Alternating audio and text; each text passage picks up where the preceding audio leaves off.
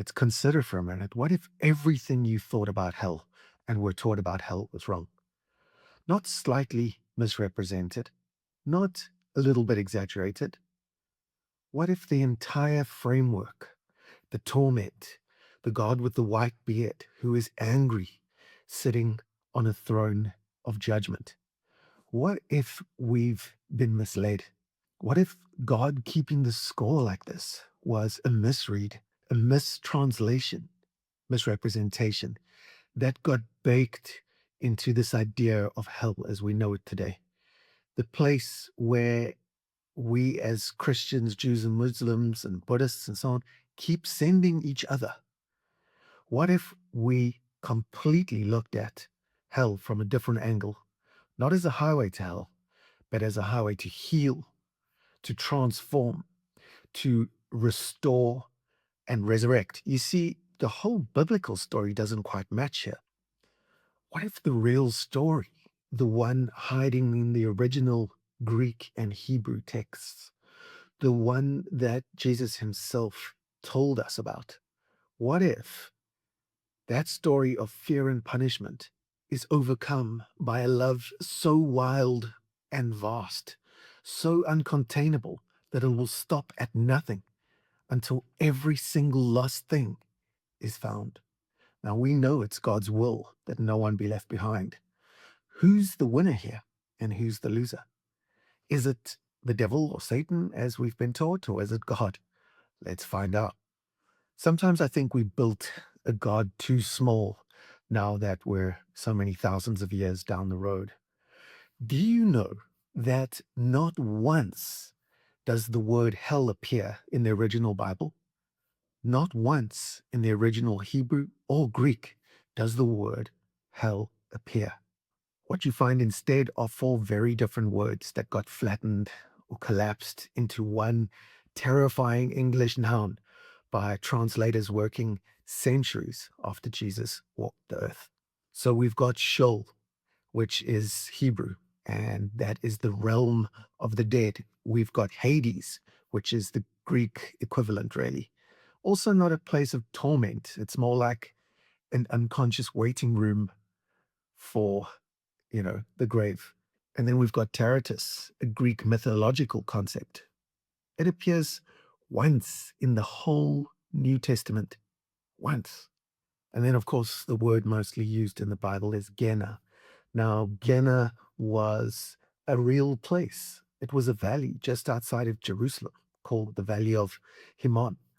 And in the Old Testament, it was a site of pagan child sacrifice.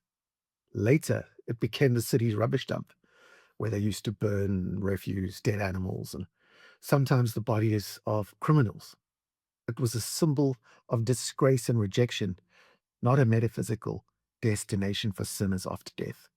So when Jesus said, better to cut off your hand than throw your whole body into Gehenna, what he was talking about, what he was teaching, was that it is better for people to live a social, moral, and ethical life rather than to be discarded into the wasteland outside the city called Gehenna.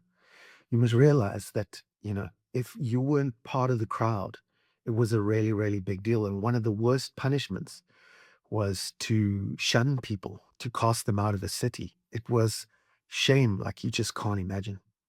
So now, where does all of this fire and brimstone come from? Augustine and Plato. So first, Augustine, who was around in the 4th and 5th century, a man for all his brilliance, also championed the idea of inherited guilt and a predestination to damnation, ideas that were heavily influenced by his reading of Plato rather than the Hebrew scriptures. So this idea of hell and Gehenna and eternal damnation was a minority view back in the day, around 500 years after Christ's death and resurrection. So this being damned to a place, this Gehenna, this hell, was a minority view. And, the mystics back in the day, like Origen and so on, held that everything that Christ represented was all about the universal restoration of all things. But to keep it simple, 1 John 4:8, we are reminded that this is a God of love, a God of inclusion on a universal scale, not a God who sits and judges and excludes and damns. That has been the job of humanity, of Christians, Jews, and every other religion that's ever walked the face of the earth. Not God, who has a message of being pure love, as you can read about and learn about here. There's no doubt that religion has a history of being used to control people, whether we like it or not. It's part of the history. And the intentions of these leaders of the church were good, but the road to hell, so to speak, is paved with their good intentions. You know, spirituality today is being understood as something where people have literally gone through hell in their lives to wake up spiritually. And religion, on the other hand, is where people are so afraid of hell, so fearful that there's no place for love in their life until they have that spiritual experience or spiritual awakening. Then along comes the idea of Dante's Inferno and these different levels and rungs of hell. And it's an allegory that we forgot to remember as an allegory. And it has deeply, deeply influenced our ideas of hell as we know it today. This Dante's Inferno was a 14th century masterpiece that more than any other cultural work has shaped our visual imagination of hell. It wasn't ever meant to be taken literally. Dante himself opens the Divine Comedy. Look at that. Look at the deception. If you use your contemplative intelligence, you can see the truth as it's trying to set us free today. So Dante said he opened the comedy with these words that in the middle of the journey of life, I found myself within a dark wood where the straight way was lost. Now, he's not describing literal descents into physical underworlds. He's describing what we would call today as a spiritual crisis, a dark night of the soul, like a midlife disorientation or moral confusion of some kind. Maybe a loss of meaning, really. Now, surely that sounds familiar. That comes our way. And the spiritual awakening comes through great help, great suffering, great torment. You know, there's two teachers in this universe, great suffering and great love. And in one way, God is described as great love. So Dante's Inferno is not an allegory of the soul. Its 9 circles of hell are not geographical locations, as we kind of believe hell to be today, but rather they are a map of what happens to the human soul when it chooses ego, violence, deceit, and self enclosure over love. This suffering, this hell that we speak of today, is not about eternal judgment. It's about the separation from love. And that's a big concept, which I've learned a lot about through counseling people for the last 25 years at our center in South Africa, where I've learned that fear is not the opposite of love. It is the separation from love. It is not real. And that separation doesn't exist. And that's the deceit that the snake in the garden was trying to deliver to Adam and Eve, that separation from God. And this is the continuum of the deceit that's being used today. That fear of hell has driven more people away from God than it has driven towards Him. And perhaps it was needed more in the past as a form of control, as a form of trying to navigate people away from the ego, self destruction. But today, a return to love is necessary, just as necessary as suffering and love are there to teach us the way to heaven. C.S. Lewis understood all these concepts quite well as he spoke about them in his work, The Great Divorce. And he said, in the end, there's only going to be two kinds of people. You know, one are the people who say to God, "Thy will be done," and then the people that God says, thy will be done too. So in the end, it's a choice that they're talking about here. Hell being one of the choices that people can make. You know, this is a world where everything goes, where free will reigns supreme, and everything is always a massive, big yes. It's a testing ground, a game that we play, a race that we run. And now and again, we need to stop, look around, use our contemplative intelligence and smell the roses, see the wood for the trees, because we get lost in fear very, very quickly. You know, this world is about moving away from fear, which comes to us first, and then pushing us towards the second half of life, as Carl Jung would say, where we experience love, acceptance, and joy, and we see ourselves, others, God, and the universe as a good place, which is Genesis 1 all over again. This is a good universe, and there's a lot of good going on here. And that massive shift from hell to heaven is happening today, not somewhere down the road, round a corner. It's happening now within you, within the universe, and within this blue marble that we're all floating around on. So let's not put it off. Presence instead of distraction, even if it's distraction from the snake, needs to be stopped as we move back from fear to love. We rarely have made God so small. And, we've made him black and white. We've made him fit into our tiny little ideas of understanding. And God's too big for that, too infinite, too omnipresent, omnipotent, too universal for us to box in. So the God we've been representing is too small, too judgmental, too full of fear. And the God that we're speaking of, as far as hell and all of this judgment goes, and, not being confirmed and being damned to hell, listen carefully. That's human thinking. That's human thinking. Do you not think that God would practice what he preaches, that forgive them 70 times 7? Would you not understand that God wins in the end every time? I think people also forget who their idea of the devil is. They thinking that the devil is God's nemesis, God's opposite. Not at all. The devil is an angel. He's the opposite of Michael, of Raphael, of other archangels. Not the opposite of God at all. It's not a battle between God and a fallen angel. It's a battle between reality and truth, and lies and deception. That's where the battle is in the universe and in your own life. Just think about it. How many people have walked away from God, not because God was too much, but because the version of God they were offered was just too small? A cosmic accountant, a hanging judge, that an easily offended king that sits on a throne, dishing out judgment, casting people away constantly. No, we've got God all wrong. And that's the good news that people have been trying to talk to us about.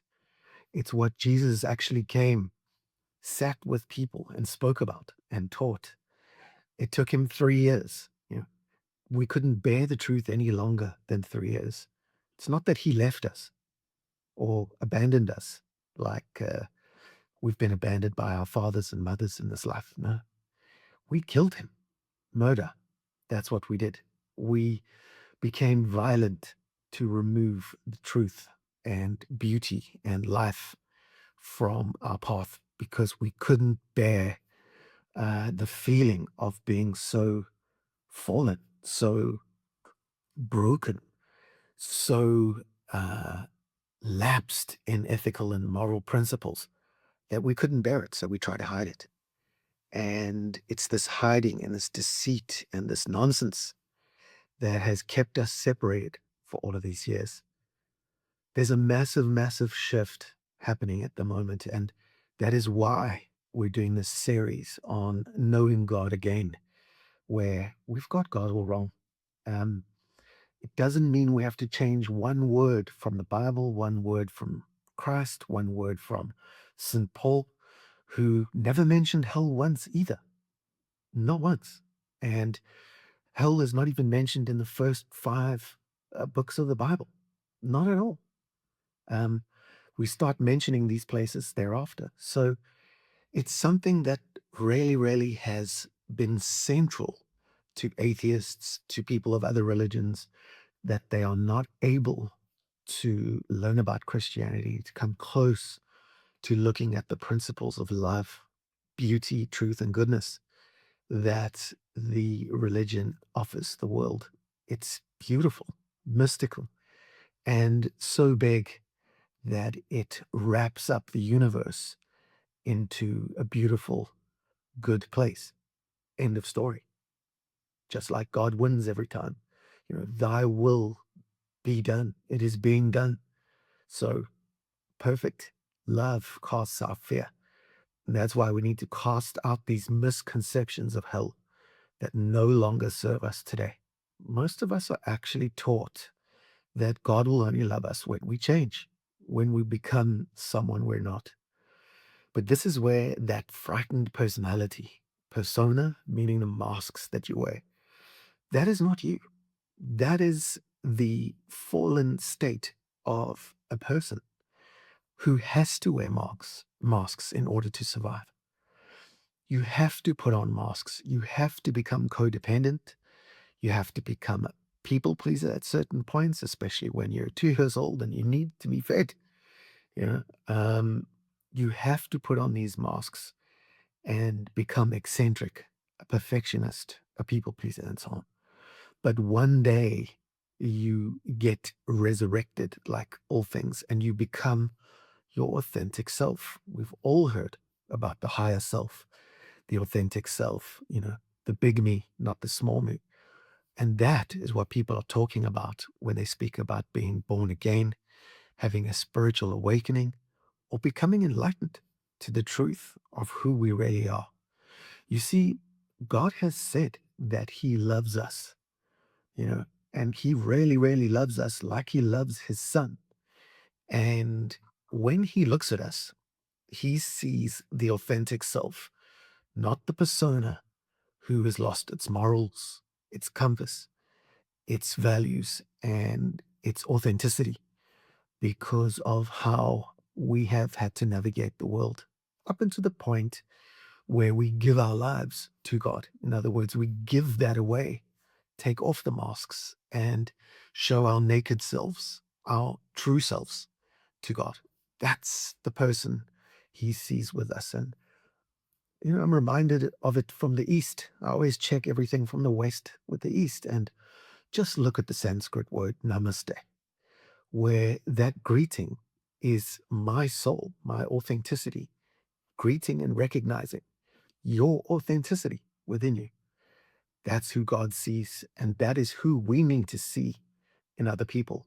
We don't need to see other people as frightening, as devils. We just need to see them as asleep or awake, as in the first half of life, or as in the second half of life, where they can see reality more for what it is than for the deceptions, self-deceptions really, that they've believed.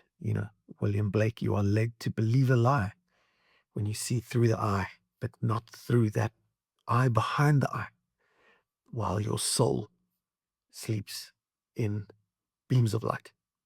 The poets always say it far better than we can at the end of the day. God is within, and we cannot attain the presence of God if we don't wake up. It's not God who's missing. Just remember this. It's not God who's missing. It's awareness that's missing. It's being able to see. I once was lost, but now I'm found. I was blind, but now I see. That's the contemplative path.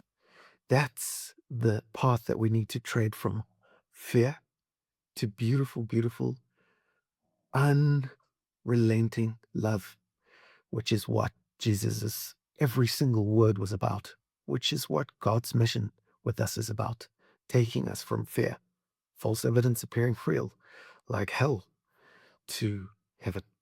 In Luke 15, we have the story of the prodigal son. Now, in that story, the father doesn't wait for the son to arrive home. No, not at all. He runs out and goes halfway and meets his son on the journey and welcomes him. Totally forgiving, totally loving, patient, kind. Love endures. And that's what love has done. And the evidence is love that is around today. When you look out the window, people say you see a terrible, dark world. Do you? Do you? Try and be still and know that I am God. Try and be still and see the beauty, truth, and goodness out there. It's there. All you've got to do is stop, think, look around. It's there. God's first move towards people is always liberation, not condemnation, not at all. Look at John 8, the woman caught in adultery. You know, the religious authorities, they're the judges and they've got the law on their side, so they think. But Jesus ignores the law and asks one question: where are your accusers? Nobody. Nobody stepped forward. Neither do I condemn you. You're the judge. Yeah. Unfortunately, the church has often been the judge. And history shows this. There's no need to argue about it. Is perfect love needs to cast out fear, lest we cast the first stone against someone else. We need to love our neighbor and then dig deeper once we get that love and that self-compassion going. And then we'll even be able to love our enemy. God goes after every soul, and there's no exceptions. Look at the story of the lost sheep. There was one lost, and 99 sheep were found. But what did God do? He went after the one. What was his plan? That no one, listen carefully, that no one, who does that leave out? Be left behind. This is a cosmic Christ, cosmic consciousness that we need to start grasping through practice. You're not going to get it all at once. You're going to have to learn the art of contemplation, the art of meditation, and the art of letting go of fear through whatever practice is necessary and seeing love again. You know, it's all around us. Beauty is there, and beauty will save the earth.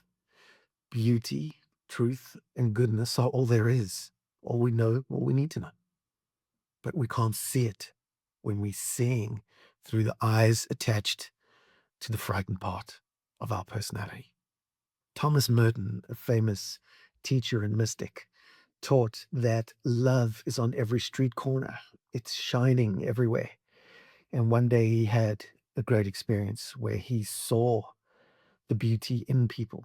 In other words, he looked past the frightened personality and really, really saw them and said, we were all walking around just not realizing how much love that there was.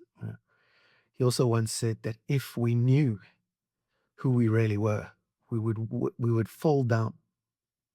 He also said that if we knew who we really were, we would fall down and worship each other. You know, this is not blasphemy. It's not time to pick up stones and throw stones and get afraid. What he's saying is, you are the imago Dei, the image of God, not someone who's bound for judgment and hell.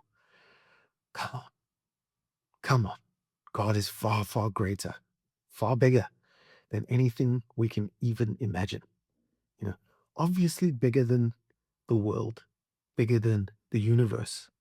Surely the one who created it is bigger than the universe. Let's stop making God so small. Let's stop making each other so small. But more importantly, let's stop making ourselves so small.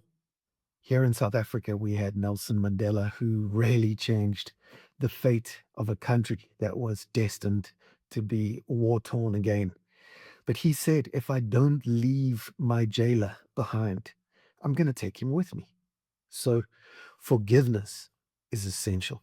Forgiveness of yourself, others, and God. It's essential. God has put you here to live a life that is not easy. It's difficult. It's something that you must overcome, and you will overcome. but it's difficult. Just like Nelson Mandela, who spent 27 years in prison in hell. He had to leave it behind. So I want you to remember that leaving hell behind is all about forgiveness. You need to forgive your parents. You need to forgive God. You need to forgive other people. And you need to forgive yourself. That's how we cross that rainbow bridge in towards the second half of life. That's how we move from hell to heaven, or from judgment to gratitude. That's the path. It's almost too simple to teach. We get Jordan Peterson, who I admire very much, and he said, to suffer terribly and know yourself as the cause, that is hell. That's Dr. Jordan Peterson. Another one who was an atheist, who has converted or transformed himself from that fear and judgment to love and gratitude. And what has he done? Changed the world, like everyone else who gets resurrected, born again, healed, reformed, renewed, recovered from a fallen state, a blind state, like Paul on the road to Damascus, where he was blind. He was a murderer, and he was forgiven. What did he do? He did what you need to do, what I need to do. Go and contribute, be of service. The 12 steps of AA, one of the biggest, most famous and influential programs in the world, has 12 steps. And the 12th step, what is it? Having had a spiritual awakening, we then go and carry that message to other people. You see, that's how we're going to change the world. That's how love wins. And love will win, because love is winning. We've just got to get rid of the fear, the judgment of that neighbor. The only enemy is the enemy within. So there is a part of you that has an ego, a shadow, a false self, a small self, whatever you want to call it, a frightened personality or a mask. We all have it. And the only thing we can do is accept that at first, become aware, and then take new action from that new awareness. So that part of you, and this is the important part, that part of you needs to find wrong and right. It needs comparison. It requires judgment on your behalf. It wants to see yourself as good, and in order to do that, must judge the other as bad. So that part of us is there. It's a fallen state. And to overcome it, as God said to Abel when he was about to kill his brother, you will have all these trials and tribulations, but you must overcome it. I think often that he was speaking about this frightened personality. The human ego prefers just about anything to dying, and it knows that once you wake up, it's gone. Yeah. And where's the devil? If the devil exists, where's he? He's gone. It is finished, is what Jesus said. It's done. I've overcome the world. Do not fear hell, and only believe heaven. So hopefully we're getting there. It is love that's going to be the fuel of us getting there. It is love that's going to endure. And it is love that's transforming you and the entire world right now. How do we know this? Because perfect love casts out fear. John 4:18. There is no condemnation for those in Jesus Christ. Romans 8:1. I am convinced that neither death, nor angels or demons, neither the present or nor the future, nor any powers, neither height nor depth, nor anything else in creation, what does that leave out, will be able to separate us from the love of God. Romans 8:38. God is making all things new, including you, a new heaven and a new earth. Revelations 21:5. Behold, I am making all things new. And then one more, his mercy endures for how long? Forever. Mercy, that's forgiveness. His mercy endures forever. Psalm 136. It's repeated 26 times in a single chapter. God seems to be making a point here. And then the most profound of all, God is love. That's 1 John 4:8. Not God has love, or not God rewards love or goodness, or not God gives love to the deserving. No, no. Hear it again with your contemplative mind. God is love. Love is the substance. Love is the operating system. Love is what reality is made of at its deepest level. It's not something you do. It's something that you are. Your true self is beyond the realm of your frightened personality. So let me bring this home. The doctrine of hell, as we've looked at it today, is not just fire and brimstone, eternal torment, or fear-based form. It's largely a mistranslation, a historical aberration, and it has been a tool of control. And most importantly, a profound misrepresentation of God revealed in Jesus Christ as love. So what God did was he gave us the words, right? He gave us that Old Testament. This is important as well. There's so much important here. He gave us the word, and in the beginning was the word, and the word was with God. And he then gave us the word that we didn't understand. So he had to make that word flesh. In other words, he had to bring him here and put him into the Imago Dei, the image of God. And you also are the image of God. So he brought him into form. He brought love into form so that you could now not be confused, so that you could see. But yet fear is keeping so many people from Jesus, from the stories, from picking up the book and reading it. And go see. If you go to many places in Israel, you'll get Jewish people still today. You'll see the anger when you mention Jesus. You will see the fear arise in people. People that are still drenched in that false pride, ego, people who don't want to listen, who are still living in the shadow. But love is patient. God is patient, like you just can't imagine. So the story is unfolding, and you and I are the unfolding, just like everyone else, of that story in real time. We are also words made flesh, and we have come to move from hell to heaven, from fear to love, from judgment to gratitude. Thank God love finds us. Love won't stop finding us. Love is what we're made of, and it's where we're going. No one's left out. And you watching right now are not a mistake a few steps away from condemnation. You're not on probation with the universe. You're not a sinner firsthand and a beloved soul created by God second. No, you are loved, full stop, first and last, and always. The frightened personality in you may need to hold on to hell, sure, and it will try, because it gives the illusion of control and gets satisfaction in knowing that the bad people over there will be getting what they deserve. But your soul, the deepest, truest, most real part of you, the part that was breathed into existence by the very breath of love, your soul already knows the truth. The kingdom of heaven is within. The truth is within. Don't stick it under a table. From today, stick it on top of the table. Be the light that the world needs to see. Never doubt your divinity.